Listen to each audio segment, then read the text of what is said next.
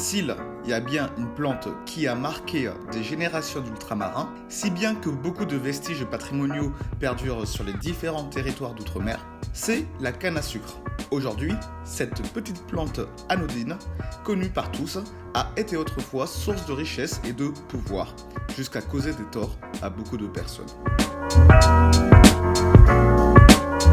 La canne à sucre est l'une des plantes les plus anciennement cultivées à la surface de la Terre.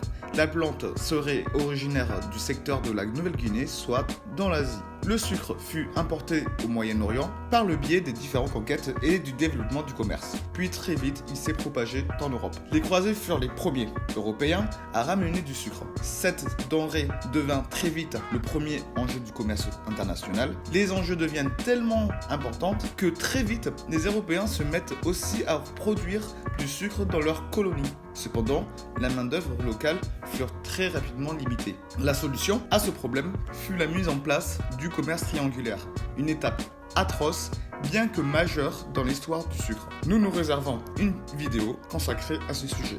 L'âge d'or de la canne à sucre commença au début du 19e siècle avec la découverte de la cristallisation. La rareté à cette époque lui donna une valeur élevée qui permet à la Guadeloupe et à la Réunion de connaître une richesse rapide. C'est pendant cet âge d'or, notamment avec la démocratisation du sucre dans le 19e siècle, que presque la quasi-totalité des régions ultramarines produisent à leur tour du sucre. La culture de la canne à sucre a laissé plusieurs héritages, des vestiges des usines du sucre de canne, sans oublier les divers boissons alcoolisées comme le rhum, qui fait partie du terroir français bien connu de tous. Si cette vidéo vous a plu, n'hésitez pas à vous abonner et à partager la vidéo.